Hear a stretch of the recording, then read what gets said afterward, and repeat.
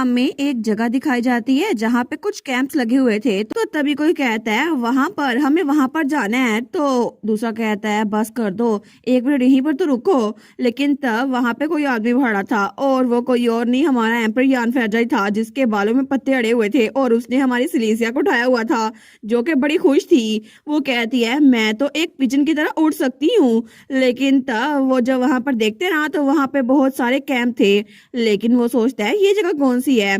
तो सलीसिया उसके हाथ से नीचे उतरती है और तब वहां से भाग के आगे जा रही थी उस कैंप वाली साइड पर। लेकिन तब उस कैंप के पास पहुंच के कहती है ये है नाइट्स का हेडक्वार्टर, और डैड ने कहा था साशा यहाँ पे नजर रखे।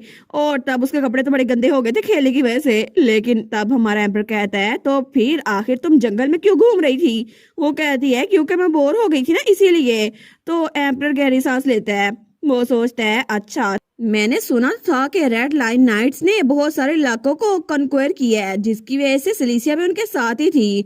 लेकिन बैरक्स की ये हालत देखकर लगता है वो लोग ज्यादा दूर नहीं गए होंगे। मे भी वो करीब के एरिया को पेट्रोल करने के लिए गए हों। लेकिन तब वो हमारी सिलीसिया से कहता है ओए बच्ची तुम्हारी उम्र कितनी है। तो सिलीसिया कहती है 9 साल की। मैं 9 साल की हूँ। वो कहता है 9 साल की, फिर तुम इतनी छोटी क्यों लगती हो। तो सिलीसिया बेचारी वो तो बड़ी परेशान हो गई थी। वो सोचती है मैं छोटी लगती हूँ इसको। लेकिन तब हमारा हीरो सोचता है अच्छा, तो ईयर 638 में सिलीसिया मैजरिन 21 साल की थी। तो इसका मतलब है कि अभी वाला साल होगा 626 में भी अर्ली ऑटम होगा। तो इसका मतलब है कि वहां पर जब मैं उस लड़की से मिला था ना रेड विच से, तो टाइमलाइन तो बिल्कुल मैचअप हो रही है। तो फिर मुझे जल्दी जाकर उनको ज्वाइन करना चाहिए। तो वो जाते हुए कहता है अब मैं यहाँ से जा रहा हूँ, तुम यहीं पर रुको। तो सिलीसिया उसके पास आती है। वो कहती है प्लीज मत जाओ ना, अगर तुम्हें जाना है तो मैं भी तुम्हारे साथ चलती हूँ। तो हमारा हीरो कहता है नहीं, तुम यहीं पर रुको। वो कह दिया लेकिन क्यों, मुझे नहीं रुकना ना। तो हमारा एम्पर कहता है आखिर तुम जिसे नहीं जानती उसको फॉलो क्यों करोगी। तो सिलीसिया कहती है क्योंकि तुम बड़े हैंडसम हो। तो एम्पर बेचारा तो अपना सर पकड़ लेता है। वो सोचता है मुझे पता नहीं चल रहा आखिर इसके साथ डील कैसे करूं। लेकिन तब वो कहता है जब तक तुम 100 तक काउंटिंग करती हो ना, मैं वापस आ जाऊंगा, मेरा इंतजार करना। हमारी हीरोइन कहती है लेकिन मुझे 100 तक काउंटिंग नहीं आती। वो कहता है फिर 10 तक काउंटिंग कर लो।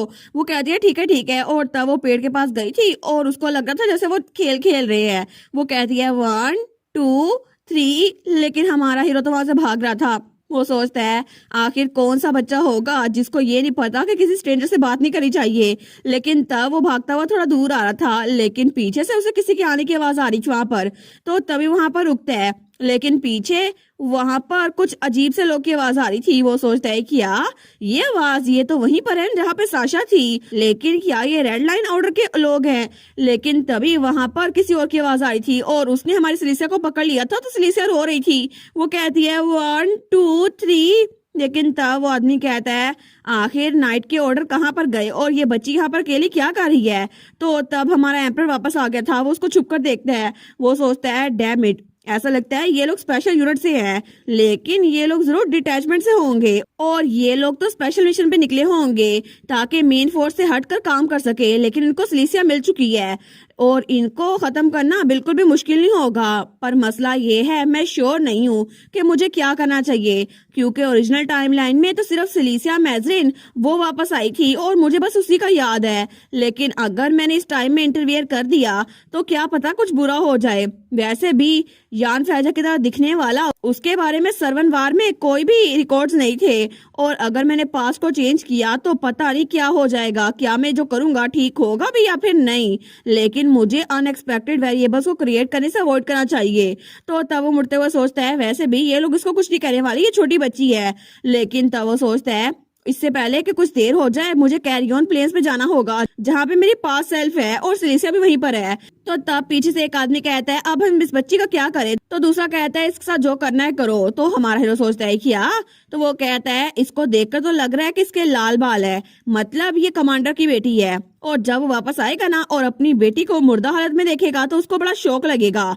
इसी वजह से उस नाइट ऑर्डर को हमें धमकी देने के लिए ये काफी होगा, चाहे सर्वन जीते या हारे। लेकिन हमें ये बात कंफर्म करनी होगी कि हम उनकी हिम्मत तोड़ दे, और इस बच्ची की मौत के साथ ये तो बहुत ज्यादा अच्छा रहेगा। तो दूसरा आदमी जिसे सिलीसिया को पकड़ा हुआ था वो तलवार निकालता है। वो कहता है बच्ची इस जंग पे इल्जाम देना। लेकिन हमारी हीरोइन तो रोते हुए कहीं जा रही थी 1 2 3। तो तभी वो आदमी जिसे सिलीसिया को पकड़ा हुआ था था वहाँ सिलीसा भी गायब थी और उसके हाथ से चाकू भी गायब था। लेकिन तभी जब अपने हाथ की तरफ देखते हैं ना, तो अचानक से उसके गले पे वार हो चुका था और उसके मुंह से खून निकल रहा था। और वो वार किसी और ने नहीं, हमारे एम्परर ने किया था। तो वो लोग कहते हैं कि यार ये कौन है, क्या ये फैजा एम्पायर से है? तो उसने हमारे सिलीसा को भी बचा लिया था। तो सिलीसा कहती है, हैंडसम यंग मैन, तुम फिर से आ गए। तो हमारा एम्परर कहता है, मुझे लगता है कि जिस वक्त मैं यहाँ पर आया उसी वक्त मैं सिचुएशन में इन्वॉल्व हो चुका था, है ना? तो तब वो कहता है, साशा अपनी आंखें बंद कर लो। हमारन कहती है ठीक है, तो अपनी आंखें बंद कर लेती है। लेकिन तब वहां पे उसको सिर्फ लड़ने की आवाजें आ रही थी, उसे कुछ नजर नहीं आ रहा था। तो थोड़ी देर बाद वो अपनी आंखें खोलने लगती है। लेकिन तभी एम्पर कहता है, नहीं तुम अपनी आंखें नहीं खोल सकती, और उसकी आंखें अपने हाथों से बंद कर देता है। वो कहता है, बच्चों के देखने के लिए ये बिल्कुल भी ठीक नहीं है, और वहां पे उसने सब लोग को मार दिया था। लेकिन तब वो हमारे सिलीसिया को वहां से लेके जा रहा था। तो वो सोचता है, अगर मैं रून ना यूज करूँ तो किसी को पता नहीं चलेगा कि मेरी आइडेंटिटी क्या है, और मेरी आइडेंटिटी रिवील नहीं होगी ना। तो सिलीसिया कहती है, मुझे नजर नहीं आ रहा। लेकिन तभी वो उसको एक कैंप के अंदर ले गया था।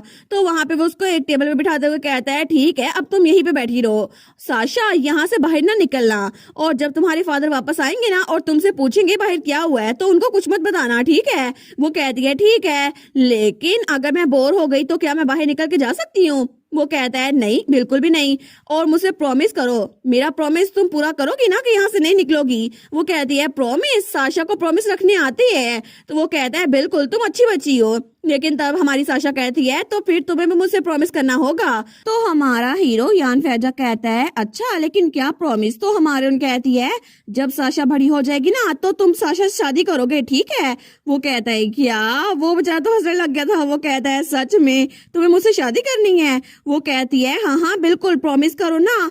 तो एम्परर उसके साथ प्रॉमिस करते हुए कहता है, ठीक है, बाद में रोना मत और ये मत कहना कि मुझे डाइवोर्स चाहिए। वो कहती है, मैं भी प्रॉमिस करती हूँ। लेकिन तभी वहां पर एक बुक पड़ी हुई थी जिसका नाम था history of the ice castle. वो सोचता है, ये तो फेरी टेल बुक लग रही है। तो वो हमारी सिलीसिया को बुक देते हुए कहता है, इसको पढ़ लो अगर तुम बोर हो रही हो, और इसके बाद अपने कपड़े बदल लेना, ठीक है? वो कहती है, ठीक है। लेकिन तब हमारा एम्परर बाहर निकल आया था।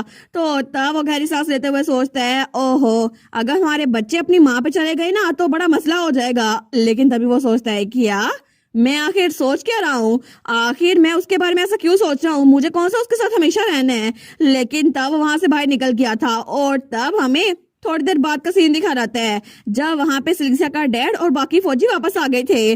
वो कहता है, माय गुडनेस, आखिर ये क्या हुआ यहाँ पर? और उसके साथ बाकी सब लोग भी थे। वो कहता है, ये लोग यहाँ मरे हुए क्यों हैं? यहाँ पर हुआ क्या था? तो हमारन कहती है, फादर। वो कहता है, साशा क्या तुम्हें पता है क्या हुआ था? तुमने देखा था?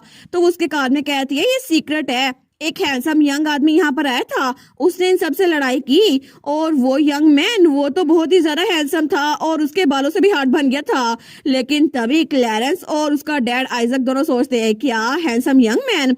तो क्लैरेंस कहती है, लगता है कि दुश्मन ने उनके साथ कुछ भी गलत नहीं किया है ना? तो उसका डैड कहता है, बिल्कुल, वो जिंदा बच गई है, ये तो अच्छी बात है, लेकिन हमारी सिलीसिया तो बड़ी खुश थी। तो तभी वहां से एक और नाइट आती है। वो कहती है, साशा? तो हमारी कहती है, हाँ क्या हुआ? तो वो नाइट कहती है, क्या तुमने ये वाली बुक पढ़ी थी? हमारी कहती है, बिल्कुल मैंने पढ़ी थी। लेकिन तब वो नाइट तो अपना सर पकड़ लेती है। वो कहती है, मुझे ये बुक छोड़कर नहीं जानी चाहिए थी जहाँ पे बच्ची के हाथ पहुंच जाते। लेकिन दूसरा नाइट कहता है, क्यों, इस बुक में है क्या? क्या इसमें अडल्ट कंटेंट है? वो कहती है, नहीं नहीं, बात ये है कि इसमें डार्क ऑब्सेसिव स्टोरी है। तो वो कहता है, क्या? लेकिन हमारी सिलीसिया उनकी बात सुन नहीं रही थी। वो सोचती है, उस यंग मैन ने कहा था कि मैं इस बुक को पढूं और अपने कपड़े बदलूं और यहीं पर रहूं, मैंने उसकी बात मानी है। तो अब जब मैं बड़ी होंगी ना तो उसको मुझसे शादी करनी पड़ेगी, है ना? और अगर ऐसा हुआ तो फिर बड़ा अच्छा हो जाएगा। और हमारा एम्परर बेचारा वो तो दूसरी तरफ जा था, उसको तो कोई आइडिया भी नहीं था कि हमारी सिलीसिया वो सच में ये सोच रही है। लेकिन अब तो मुझे कंफर्म हो चुका है कि हमारा एम्परर वो तो पक्का मेन लीड है। बेचारा यूजीन तुम्हें अकेला रहना पड़ेगा, लेकिन हमारी हीरोइन तो हमारे एम्परर के साथ ही होगी, कितना मजा आएगा। और इसी के साथ ये वाला पार्ट यहीं पर ख़त्म। तो आप लोग बताइएगा आप लोग को ये पार्ट कैसा लगा, और वीडियो को लाइक और चैनल को सब्सक्राइब लाजमी कीजिएगा।